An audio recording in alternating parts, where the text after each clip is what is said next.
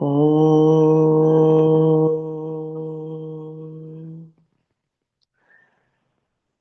Om.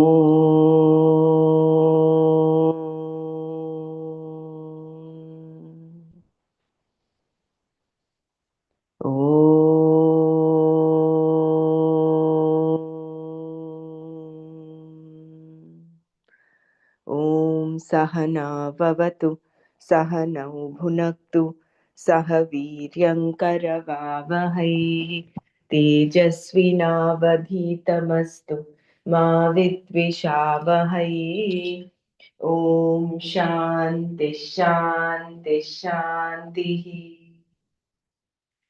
नारायणं नमस्कृत्य नरं चैव नरोत्तमं देवीं सरस्वतीं व्यासं ततो जयमुदीरयेत्.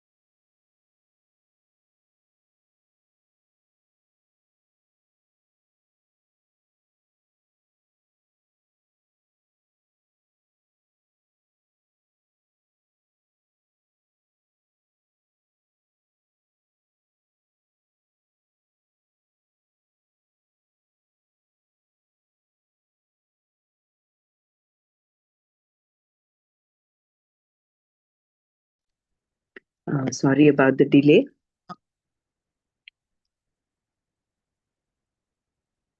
So yesterday we stopped here at the twofold teaching methodology, pravritti and nivritti. We also saw that grief is never legitimate, right? There are three types of three perspectives. One is that of a pragmatist, a practical person. This is with respect to the 11th verse of chapter 2. So it can be seen from the standpoint of a practical pragmatist who has no belief in any scriptures or its statements, or it can be viewed from the standpoint of a person who has faith, Shraddha, in the survival of the soul after death. From the standpoint of a believer, Astika, follower of the Veda, it can also be viewed from the standpoint of the vision of the Gita, the standpoint of Atma itself.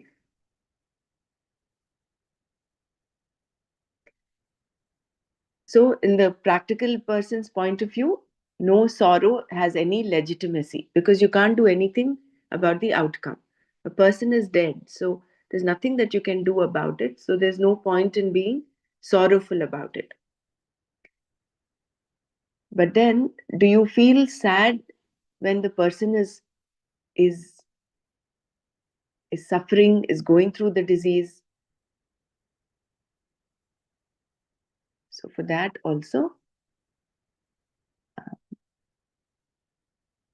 yeah, but shouldn't you be sad if someone is seriously ill? If you cry when you visit such a man, he will think he's going to die. Although all the doctors may have been telling him that his condition is not serious, and that he should not worry. So he will read his own death in your crying and then give up. So, therefore, instead of crying, you have to boost the person's morale in whatever way you can, which in turn can boost his or her strength. So, therefore, even then, there is sorrow and being crying, and crying is not of any avail. And therefore, grief is never legitimate. Thus, crying does not alter the fact that the dead have gone and the dying do not require your crying. If you yourself are dying, crying is also useless. Why then this sorrow? Sorrow still takes place. It is born of confusion, aviveka. What is subject to change will change. Why then sit and say they are changing? They are changing. Changing is changing. One who dies is one who is subject to death. Therefore, the one who will die dies, and the one who will not die does not die. What is not subject to death will always remain, and what is subject to death will not. Death may come earlier than expected, but it is always expected. Although we do not know which breath will be the last. Grief, therefore, is never legitimate. From the practical person's standpoint, sorrow is useless. And for the one who believes that the jiva continues after the death of the body, sorrow is also not a problem because the jiva itself does not die. Then the twofold teaching methodology. The first portion of the Veda is the pravritti, is in the form of pravritti, that you engage yourself in positive pursuits in order to accomplish certain ends, which you do not have now and want to accomplish. These pursuits may be in the form of progeny, wealth, another world, better birth, etc., all of which require appropriate effort to achieve the desired ends. The subject matter of the Vedas, in the form of effort based pursuit in terms of action, karma, is called Pravritti Atmaka Shastra. The karma enjoined in the first portion of the Vedas is threefold from the standpoint of the means of doing it: mental, manasa, speech, vachika, and physical activity, involving the limbs, kayika. For example, repeating the Vedas is a prayer employing both mind and speech. Chanting the Purusha Sukta is also a prayer in praise of the Lord, the Purusha who is everything. The Purusha Sukta also gives you knowledge of the Lord. Any Sukta is both a prayer and something to be understood. Chanting is a karma which is vachika. However, chanting can also be an anga, a part of a ritual. For instance, a pandita may chant the Purusha Sukta line by line while offering a flower or some other oblation. Thus, the same mantras can be chanted, themselves forming a prayer, or used as a part of a ritual. This threefold karma, kayika, vachika, and manasa, is the subject matter of the first portion of the Vedas and is what is meant by pravritti, what you must do to accomplish certain desirable ends. The last portion of the Vedas, called Vedanta, is Nivritti Atmaka Shastra, in the sense that is purely in the form of negation. The first part of the verse we are presently studying, Ashocyan Anvashochastvam, which reveals the entire subject matter of the Gita, is also in the form of negation.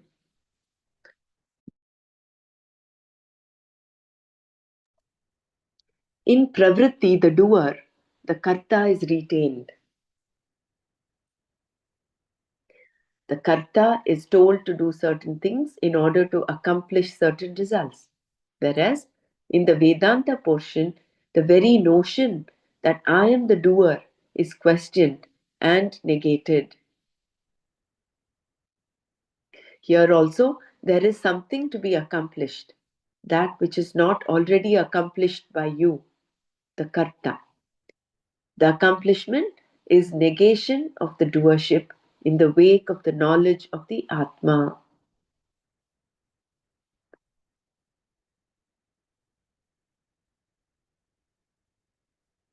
So, which is why this Atma Jnana is the highest knowledge, beyond which there is no other knowledge. Every other knowledge in the empirical world, there is something more to do, something more to learn. It goes on and on. Whereas Atma Jnana, because the accomplishment is the negation of the doership in the wake of the knowledge of the Atma. If Atma is the only thing that is, then who is the one doing? There is no karta, there is no karma, there is only one.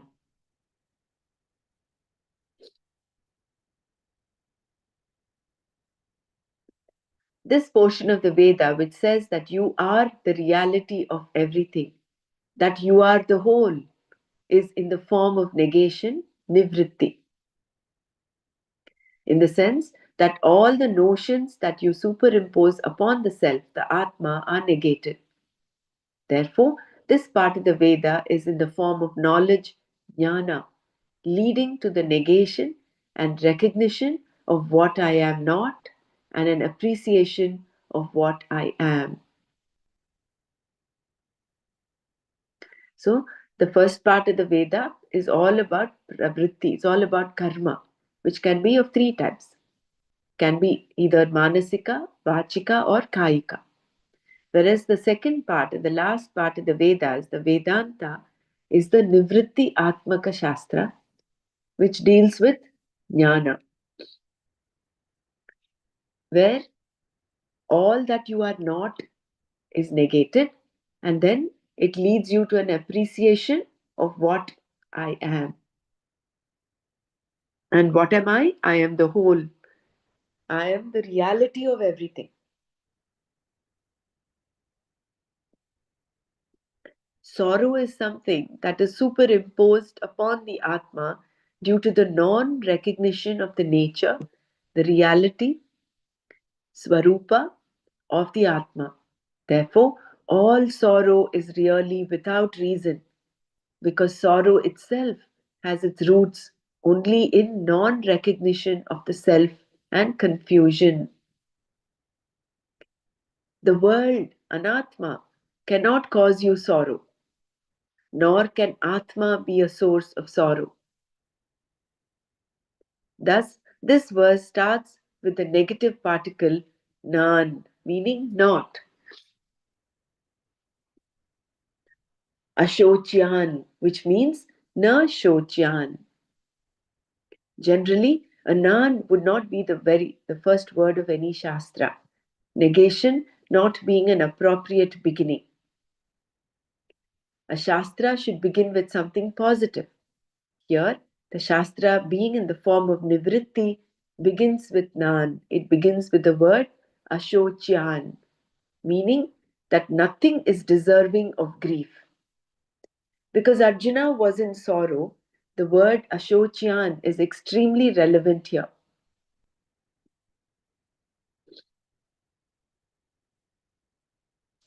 The Lord is called Hari because He is the one whose grace removes everything. The Lord is a robber, a remover of all your problems, of everything that you do not want. Lord Vishnu is called Hari and Lord Shiva is called Hara. Both their names originate from the same root, Hr, which means to rob or to remove.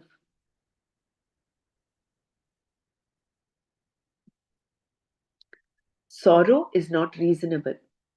Arjuna is told, you are aggrieved for no reason. You have entertained grief with reference to situations which do not demand any grief on your part. Bhishma and Drona can take care of themselves. You need not have any grief on their behalf or for any other reason. If you understand everything from the standpoint of Atma, there is no sorrow. From any other standpoint, also, sorrow is not reasonable. It is not that Arjuna was advised to have no sorrow. Such advice would not have been proper. Therefore, we should not say that we should not be sad because the Gita says so. Nor does the Shastra say that it is not proper to be sad. It says there is no reason for sadness, meaning that sadness, sorrow is something to be inquired into and understood. How beautifully it is mentioned here.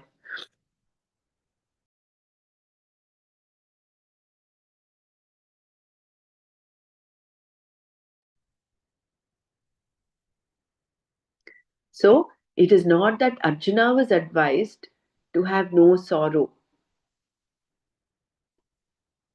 Such advice would not have been proper. Therefore, we should not say that we should not be sad because the Gita says so. The Shastra only says, not as the Shastra say, that it is not proper to be sad.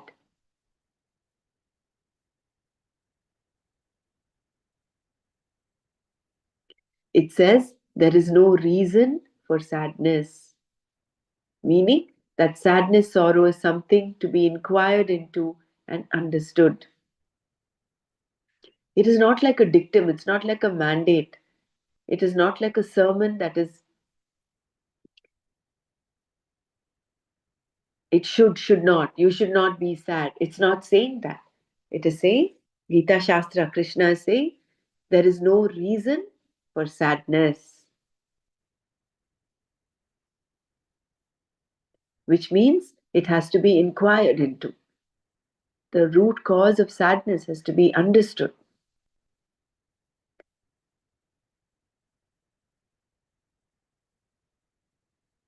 Two orders of reality. The Gita says that you He have said it is entertained. not reasonable. So why it is not reasonable? He said the reason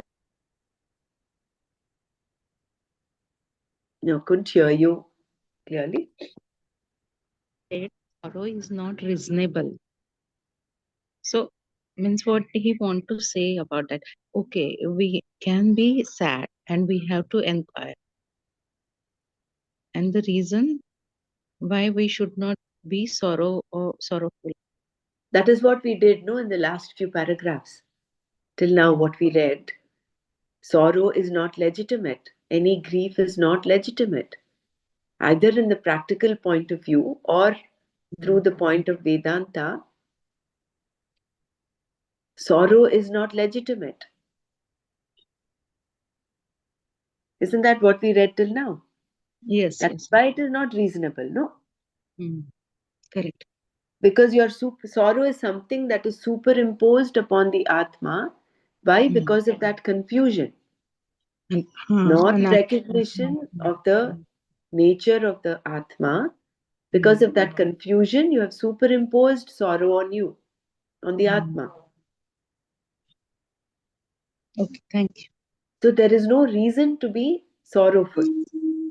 Mm, That you are sad is a fact, but when you inquire, rather than just tell yourself, oh, because Gita says I should not be sad, I will not be sad. No, then it is you're just putting your imposing it again upon you. It's you are making it like a rule. mm, That is also not going to help because then you've not understood. You've not understood the true appreciation of the fact that confusion is not cleared. So, Gita says there is no reason to be sorrowful. It only has to be inquired. That Atma Vichara has to be done. Without Atma Vichara, you just tell yourself, oh, Ashocyan Vashochastvam. So, there is a situation where there is, you know, everybody universally might be sorrowful. mm, Rather than just impose upon you saying, oh, I should not be sorrowful, with understanding, you are coming out of grief. You are not getting engulfed. That is why in the beginning it is said, Only a sad person can be sad. An angry person will be angry. But a person who is not sad will not be sad, no matter what that situation. Here, stark contrast between Arjuna and Krishna. Krishna is not a sad person. He is complete, he is whole, he is happiness. Whereas Arjuna, being limited, being in that engulfed by that aviveka, that confusion, he is going through all that sadness. He still has not understood what the true nature of the Atma is. He's not got that Shreyas yet. So, by through Atma Vichara, coming out of sorrow, getting rid of sorrow by Atma Vichara is what the whole Gita Shastra is. It is not a dictum. It is not a. That inquiry means also the means same the Atma Vichara, because Hmm, sadness is there, he will inquire, but what he will inquire, why he is sad. So when he knows why he is sad, so he will come out of it. yeah, Means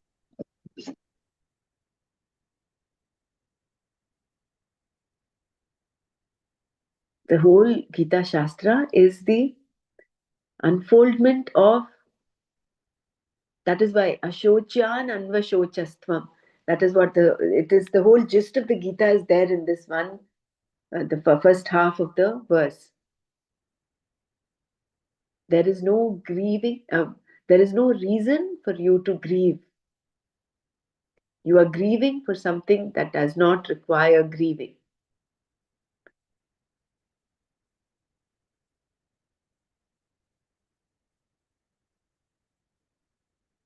That is why it is said again, just going back to this previous paragraph. Therefore, all sorrow is really without reason, because sorrow itself has its roots only in non recognition of the self and confusion. The world, anatma, cannot cause you sorrow, nor can atma be a source of sorrow.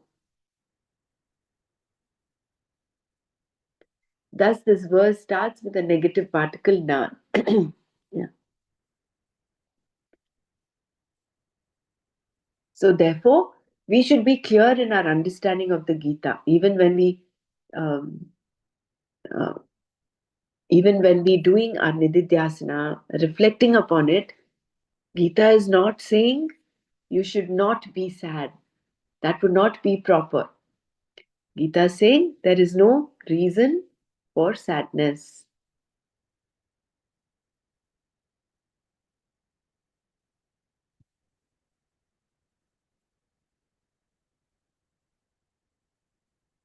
Two orders of reality. The Gita says that you have entertained grief for which there is no reason, because neither the Atma nor Anatma is the source of sorrow.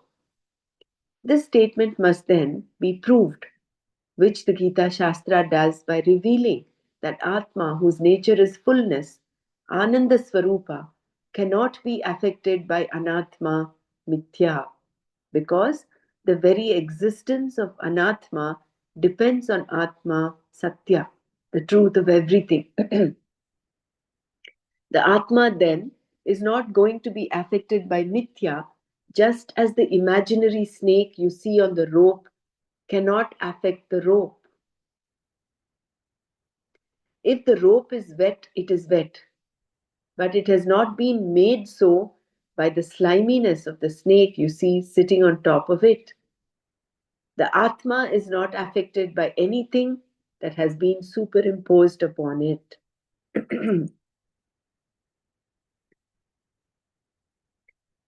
It is like you cannot be bitten by that imaginary snake. Your think so there are two orders of reality here. One is Satya, the other is Mithya. Therefore, the basis, the Adhisthana, Satya, is not affected by Mithya. Mithya depends upon the Atma for its existence and sustenance, for its fuel, its very fibers of being. The only thing that could affect Atma would be something enjoying the same order of reality. When two entities belonging to the same order of reality, such as the father in law and the son in law, come together in a relationship, the dependency of one will affect the other. If the son in law does not have a job and finds it necessary to move in with his father in law, the son in law's dependency will definitely affect the father in law. This dependence is entirely different and is not what is under discussion here.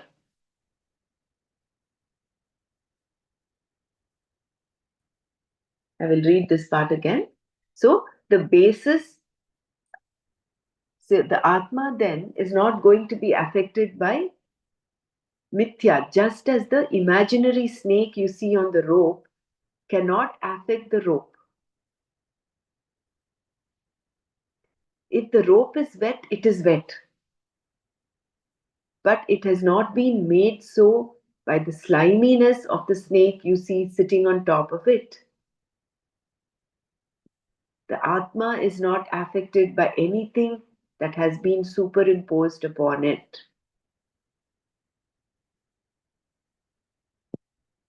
Isn't it? Therefore, the basis, the adhisthana, satya, is not affected by mithya.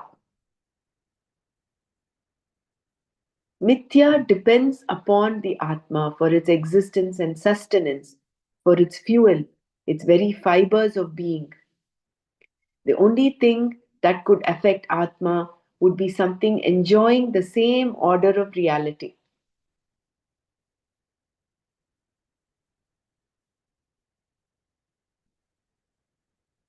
When two entities belonging to the same order of reality, such as the father in law and the son in law, come together in a relationship, the dependency of one will affect the other. If the son in law does not have a job and finds it necessary to move in with his father in law, the son in law's dependency will definitely affect the father in law.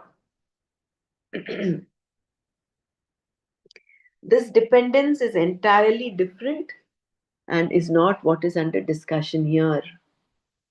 What we are discussing is Atma, which is Satya, and Anatma, which is Mithya.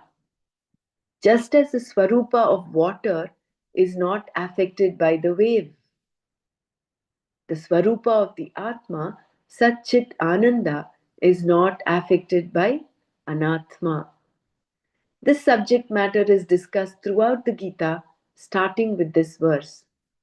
Although the verse starts with a negative particle nan, it is not an improper beginning because the whole Gita is Nivritti Atmaka.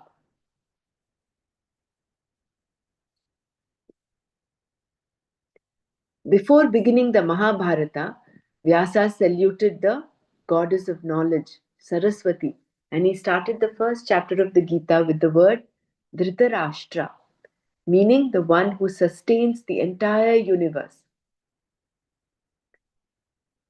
Dhritam Rashtram Yena, that is what the another meaning of Dhritarashtra is. In this way, prayer for an auspicious beginning was well taken care of and nothing more was required. To begin the teaching with the statement, there is no room for sorrow, as he did in this verse, is therefore a very effective beginning, although a negative particle was used. So, in essence, what is being said is that although it seems a negative particle starting with a negative um, particle, negative word starting the Shastra or the teaching with this seems not very proper. The actual beginning of the Gita is with the word Dhritarashtra, where Vedavyasa is actually invoking the goddess of knowledge, goddess Saraswati. So, therefore, because Gita Shastra is a Nivritti Atmaka Shastra, word starting it with this, starting the actual teaching with this word nan, negative, there is no room for sorrow, is is appropriate.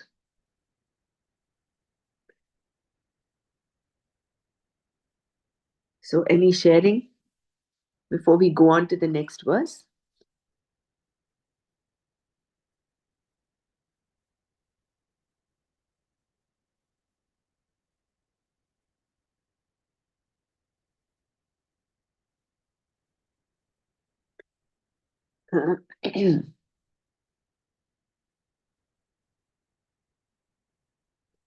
So, the two orders of reality are what?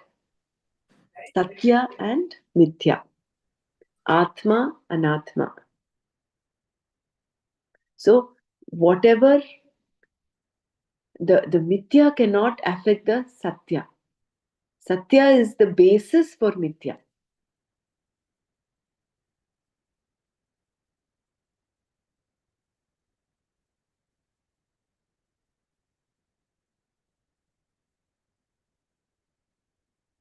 So, it is only a matter of confusion. It's a matter of false understanding. It's a matter of superimposition.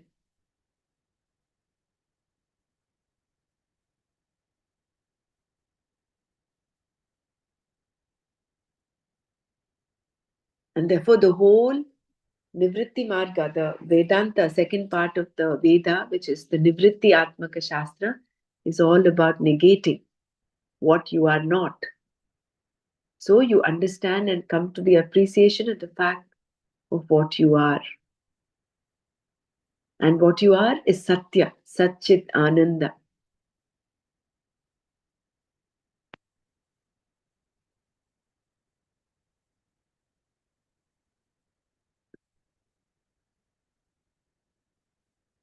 But he did not get the meaning of this sentence. The only thing that could affect Atma would be something enjoying the same order of reality. What is that? That sentence meaning I didn't understand. I understood the whole thing, but that meaning of that sentence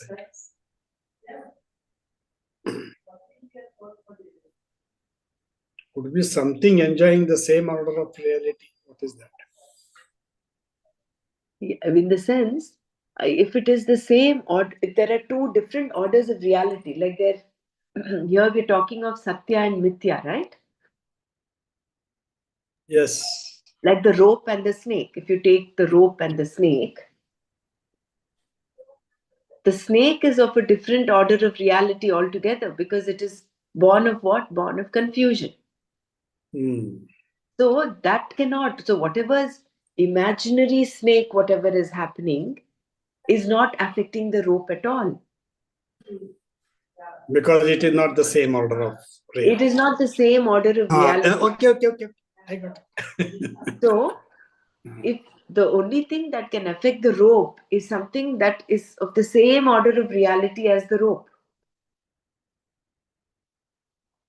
but that is not what is, this dependence is entirely different and is not under and they gave the example of father-in-law and son-in-law. They are the same order of reality, the humans, right? The humans. And so what affects the son-in-law will ultimately affect the father-in-law, because he's not had a job, so he goes and stays with his father-in-law, so the father-in-law is also affected. It's not like he's not affected. But here we're not talking of the same. What is Satya is whole. There cannot be another Satya. Then in that case, the first Satya is negate, is not Satya anymore. So when you're talking of Atma, when you're talking of Satya, there is only one. There cannot be two orders of Satya. Got This, that I think, clearly. this will be unfolded as we learn further. No, only that sentence was a little confusing. Yeah.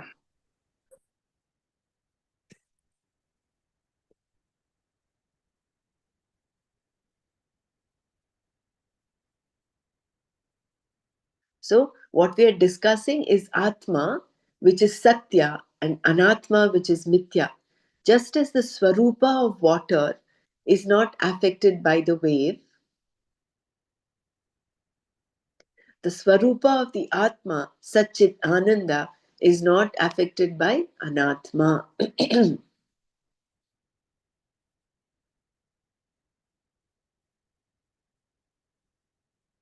See, which is why all these enlightened masters, they just smile when people go to them with all their different problems, right? Because they're able to see through that. Yeah. We are so engulfed in this world and the misery that we as though are seemingly going through. For us, that is real.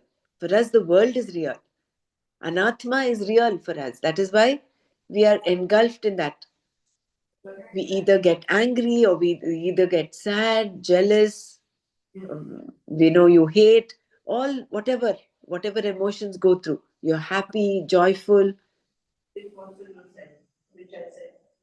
All smalls, we create ourselves that sadness. Yeah. But actually speaking, all Here, is like that mirage. All that is like the snake that we're superimposing upon the rope.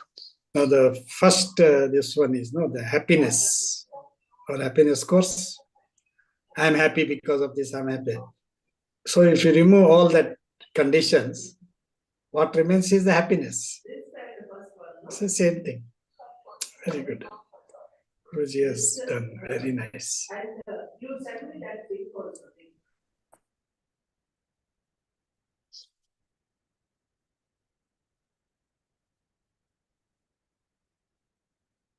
In practical life, knowing this also, after in a practical life some problem comes, then they manifest it, or they how they correct it, and how this happen then, Hmm? because everything in the reach of them, enlightened person, they will not affect by the surrounding or whatever the problems may be around them, but they have to handle in a practical life. So they manifest that, so they get a desired result. That is a siddhi for them then.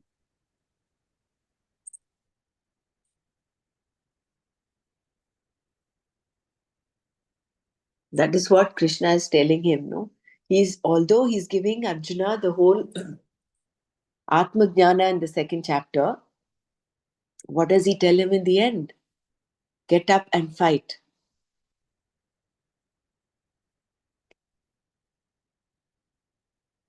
So, because there is no anatma does not affect the atma, it does not mean, which is what Buddha was. That is the whole teaching of Buddha was the whole world is misery. Therefore, all you do is sit and meditate. But who's going to work? Who's going to get you your food? So everybody has to get up and do their respective jobs in order for the whole world to go on, the creation to go on. While doing that, you pursue knowledge like a karma yogi. And then even there are different ashramas, different um, um, the sannyas ashrama is when one is completely a mature karma yogi, then then he's eligible to be a sannyasi. So when you look at it from that point of view, Gita is very practical. It gives us not just Atma Jnana, it also tells us do what you have to do in this world. how to live. It's the whole manual of life. No?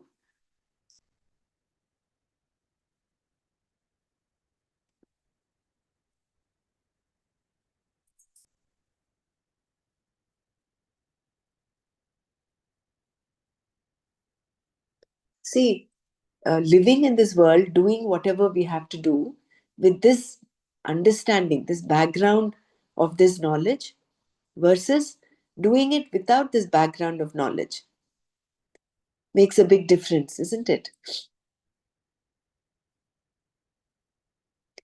When you're doing it with this background of this knowledge, you know that you seemingly are the doer, but actually you're not the doer. So therefore, the outcome does not affect you. There is because why? There is no reason for sorrow.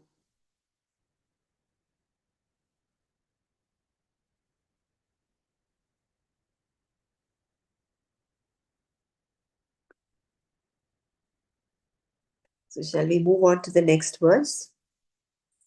Yes, please. Yeah. न त्वेवाहं जातु नासं न त्वं नेमे जनाधिपाः न चैव न भविष्यामः सर्वे वयमतः परम्. Aham, I, Jatu, ever, Natu Asam, did not exist. Iti, na eva, not indeed. Tvam, you, na asihi, did not exist. Iti, na, not. Ime, these Janadhipaha, kings, na asam, did not exist. Iti, na, not. Ataha param, hereafter, ataf param, hereafter, sarve all, vayam we, na bhavishyamaha, shall not exist, cha and iti, na eva, not at all. So there are a lot of implied words in the big, in the middle of these actual words in the verse. Aham jatu natu asam iti na eva tvam na asihi iti na ime janadhipaha na asan iti na atah param sarve vayam na bhavishyamaha cha iti na eva. There was never a time that I did not exist, nor you or these kings, nor will any of us cease to exist in the future.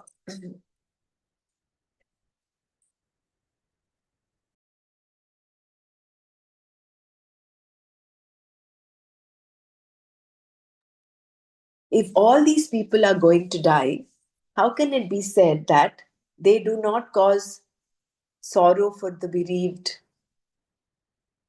Surely, since they are going to die, they must be the cause of sorrow, shochya. Even those who are not on the battlefield are shochyas because they too are eventually going to die. Addressing this doubt, Krishna shifted the discussion to the vision of Atma. His statements were not meant as an argument to kill, but rather to provide an understanding of dharma so that what was to be done could be done. Since Arjuna also wanted absolute Shreyas, Krishna talked about the nature of Atma. He said, there is no time that I did not exist. To say that I did not exist at some time is not true. I always existed. Krishna was obviously, therefore, not an ordinary person. He was an avatara. He could say, I always existed. Could the same thing be said of a jiva like Arjuna? Krishna said, that you did not exist before is also not true. You too always existed.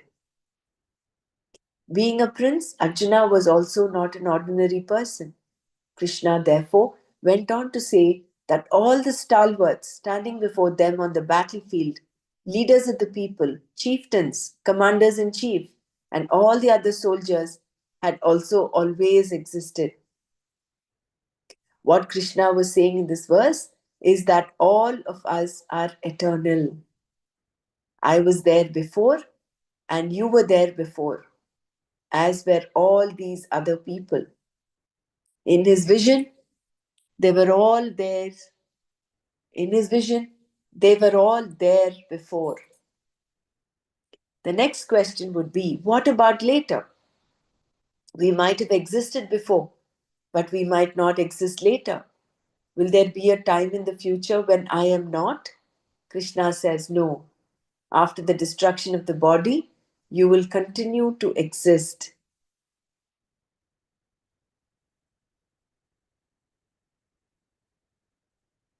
Birth and death in terms of the vision of the Gita. We have a concept that everyone is born and we have a horoscope to prove it. We know that we were born at a given time and take this to mean that there was a time when we were not. This is a very well entrenched notion about the I, that I was born, that I am getting old, that I am going to die, and so on. If you are born, you will naturally get old. The notion that you are getting old is going to be there as long as you think you are born.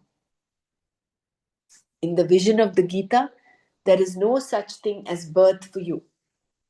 Atma, I, is not born. The notion that I am born is negated here by using double negatives. That we celebrate the birthday of Krishna does not confirm the non existence of Krishna before. It only confirms that on this particular day, in this particular form, Nama Rupa, Krishna was born. To say that he was born in this Nama Rupa is correct and creates no problems. But to say that Krishna was not there before, despite what people might think, is not true. Therefore, Krishna was not really born. He was as though born. Krishna went on to say that it is also not true to think that you were not there before. There was no time that you were not there. Krishna told Arjuna that he too essentially was timeless and that everyone else was as eternal, as existent as Krishna was.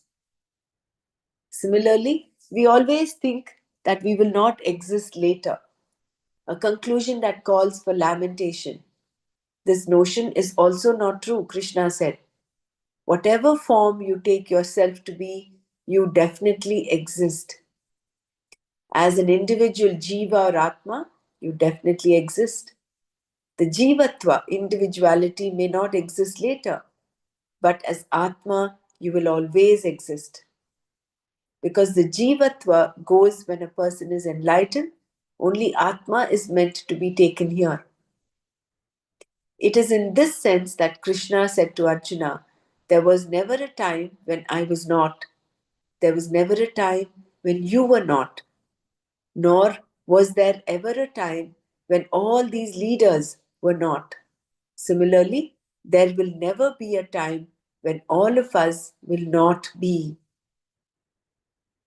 Does this mean then that this fluid will continue forever because all these Atmas are going to be eternally there? No. The use of the plural here was only with reference to forms, upadhis. There was never a time when we were not there, nor will there ever be a time when we will not be there. We can use pots and pot space as an example. The pots will come and go, but all the pot spaces will always be there because there is only one space. The words used in this verse, I, aham, you, tvam, we, vayam, kings, janadipaha, are all with reference to the bodies seemingly enclosing one Atma, like many pots enclosing one space.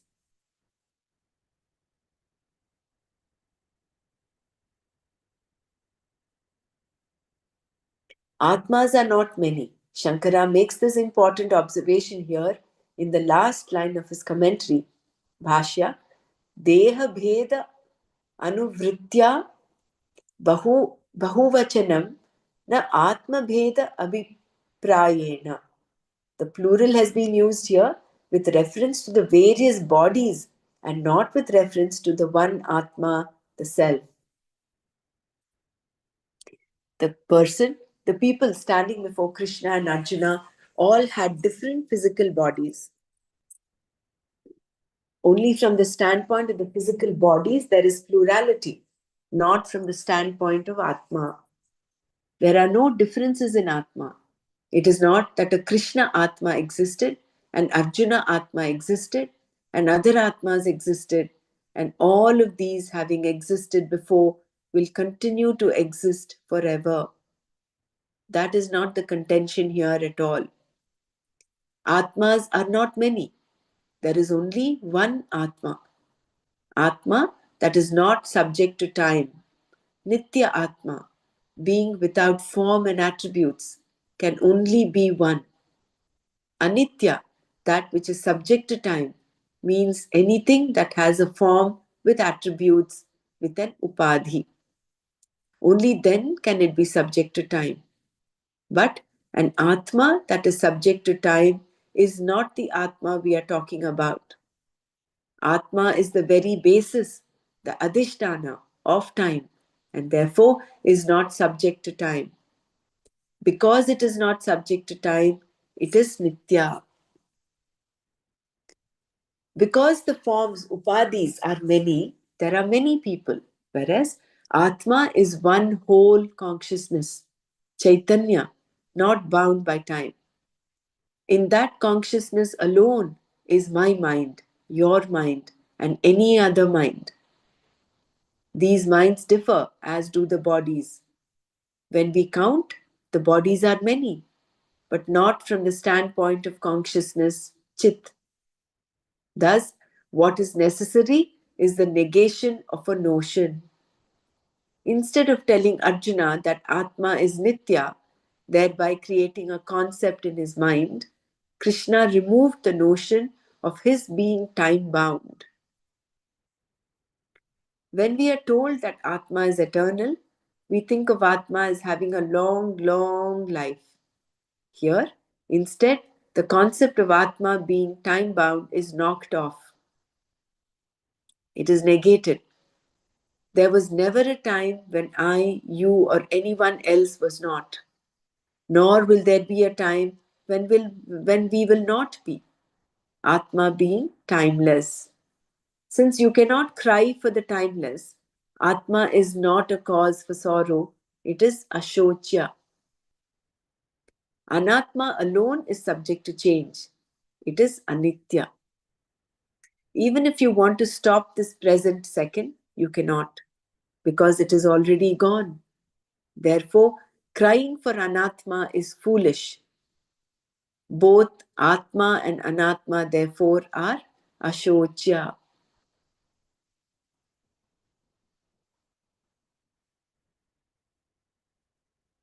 Anything time bound is always time bound. You cannot expect constancy from something whose nature is change itself. If you are aggrieved or sad because something that changes by nature is non constant, what you need is proper understanding of the nature of Atma and Anatma, neither of which is a matter for sorrow.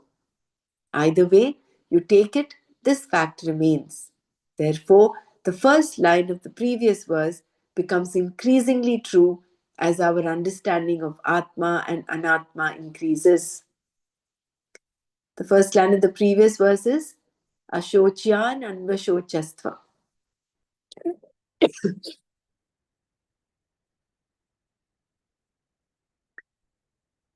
So we'll stop here.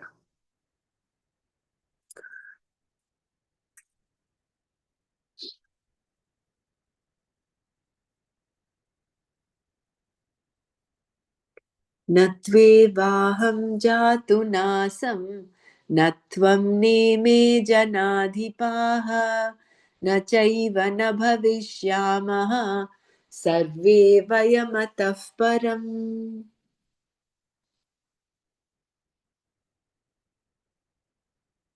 Yeah, let's share our understanding.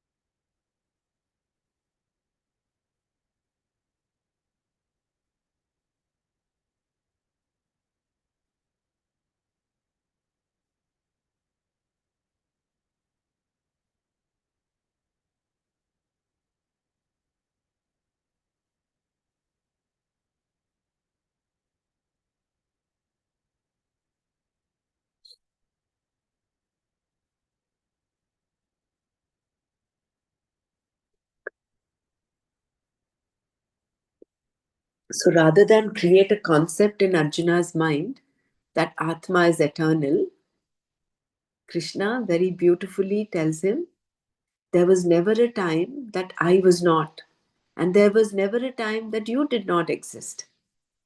Neither do these kings. We all existed before, and we'll continue to exist. What is the reason? It is not like there are different Atmas. It is not like there is Krishna, Arjuna, Dhritarashtra, Yudhishthira Atmas. No.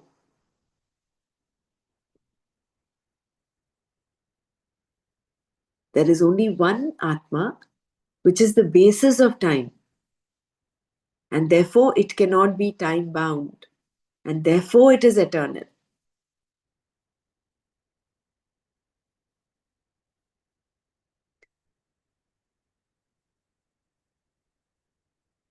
And it is only with respect to upadhis that there are differences. Krishna, we celebrate Krishna's birthday because in that Nama Rupa, he was as though born. He was not born actually.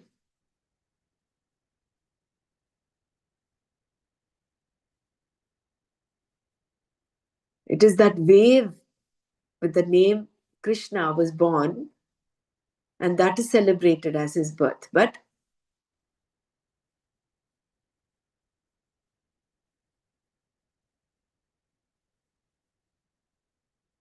the essential nature is nothing but water of the wave. It's so meaningful, the birthday song that we sing. Sagar mein ek leher uthi tere naam ki.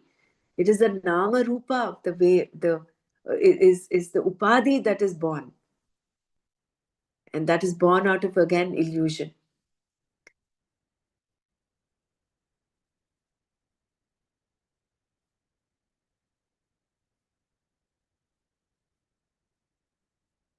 So anything that is born is subject to change.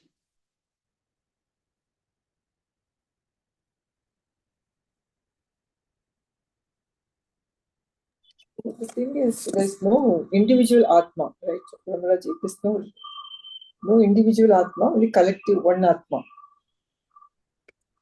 Yeah, it is like the example given in the form of pots, no? Pots seemingly are there, but the pot space is the same. We're all individuals, correct, based on our upadhis. You are different from me based on just when you look at the Nama Rupa. With respect to Nama Rupa, we are different individuals. But when you look at the essence, the pot space, the space within the pot, that's such an Ananda Swarupa that everyone is essentially made of, there is no difference. There is only one. The problem is because of aviveka, because of confusion, we are identifying the body, mind, intellect complex to be the Atma. What was that sentence about the um, ocean and wave? Wave is not making any difference to the ocean. Was it The that? wave is not different from the ocean. The Swarupa of the wave is the same. What was mentioned is that the Mithya will not affect the Satya. Two orders of reality, right? So the wave will not affect the essential nature of the water.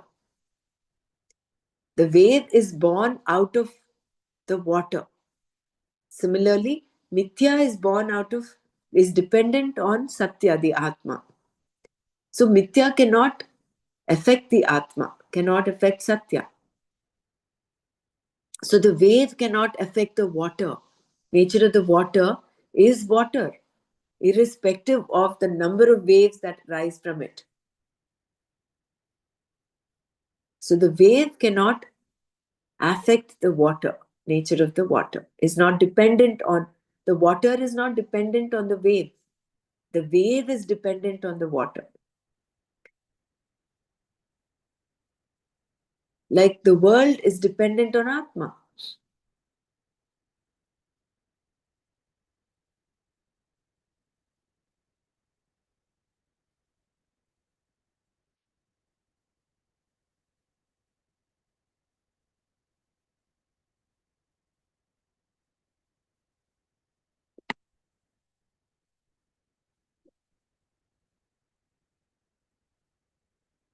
So that is why there is, since the whole Gita Shastra is that of Moksha Shastra, is of Atma Jnana, the very first verse, that is where the teaching begins, talks of the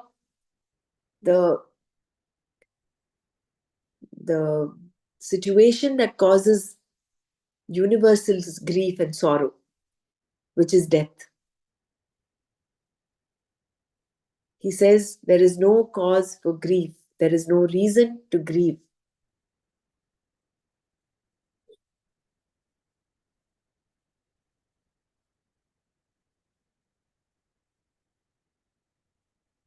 Because if you take care of that highest, the greatest situation that causes grief universally, then all other situations are taken care of.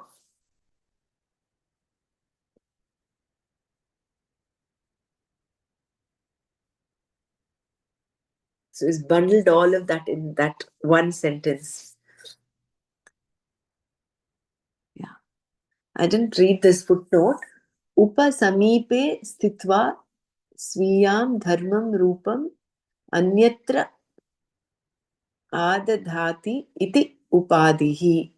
That which imparts its qualities to another by staying close to it is called an upadhi.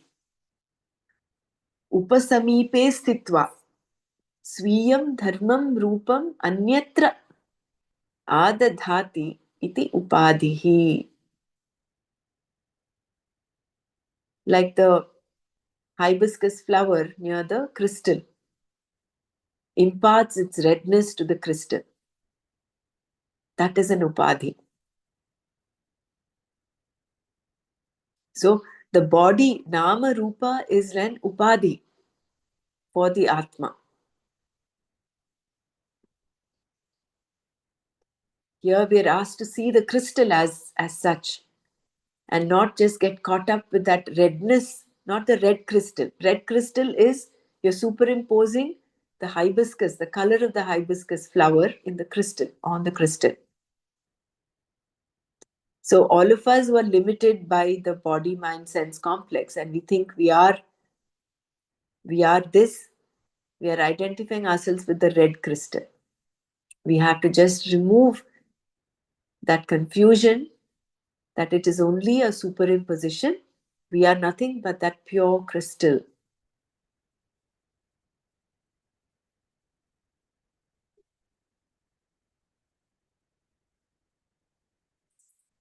Anyone else wants to share? Otherwise, we'll close here today.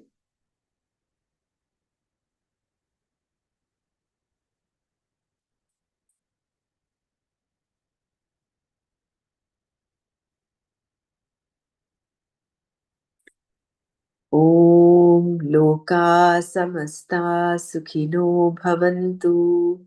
Om Shanti Shanti Shanti. Om Tat Sat. Shri Krishna Arpanamastu. Jai Gurudev. I would just recommend that, suggest that we learn and read, at least chant these first few verses of the second chapter. So now that we're doing this Pratipadartha, every word, now when we chant, the meaning automatically starts surfacing. Because we're doing it in detail, we're actually repeating also some of them. So that will be really helpful. Next time when we chant, it's the meaning that actually starts unfolding. It's not just the words, but the meaning will start showing up. Jai Gurudev.